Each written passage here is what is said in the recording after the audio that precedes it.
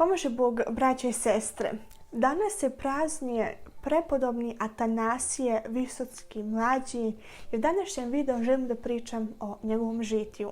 On je bio monah Serpuhovske obitelji i bio je iguman Serpuhovskog manastira koji se naziva Visocki manastir, koliko mogu da prevedem sa ruskog na srpski.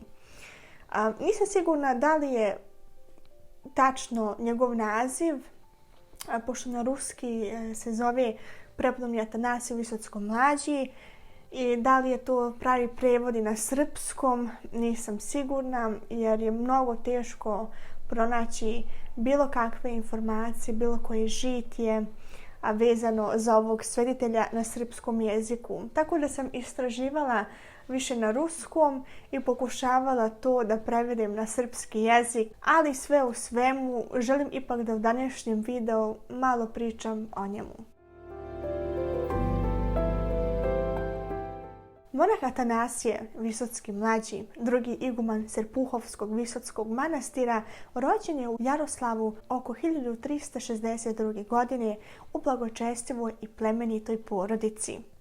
U krštenju je dobio ime Amos. Njegov otac Ilarion i majka Ana odgajali su sina koji je po prirodi imao oštar u strogim pravilima pobožnosti.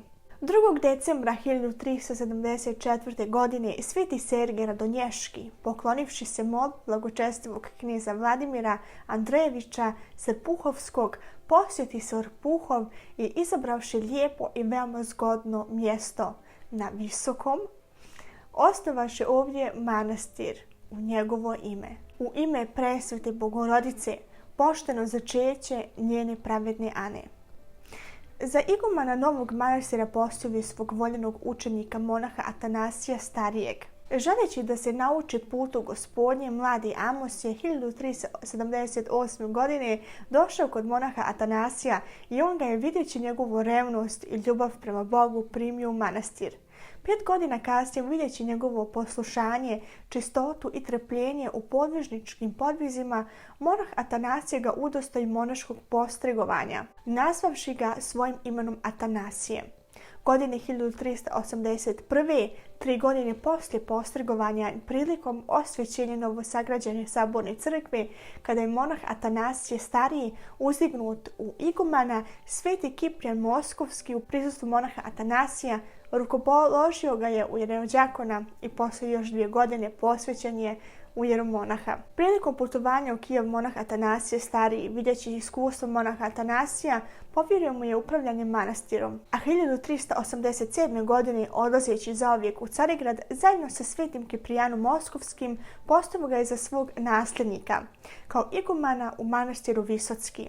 Za vrijeme monaha Atanasija mlađeg, manastir Visocki je nastavio da cvjeta i broj bratije u njemu se umnožava. Iguman Atanasije je bio primjer za bratiju u podvizima vrlinskog monaškog života. Godine 1395. uslijed velikih podviga i trudova, monah Atanasije osjeti staračku istrpljenost i 12. septembra na dan praznika rođenja presvete Bogorodice upokoji se u Gospodu. Po testamentu sahranjen je nasuprot zapadnih vrata saborne crkve ispod stepenica. Njegov nasljednik u upravljanju manastirom bio je monah Nikita. Od samog pogreba monah Atanasije je čudotvorno proslavljen.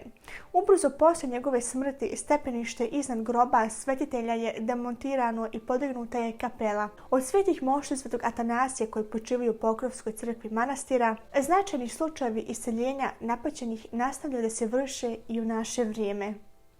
S praznikom, amin.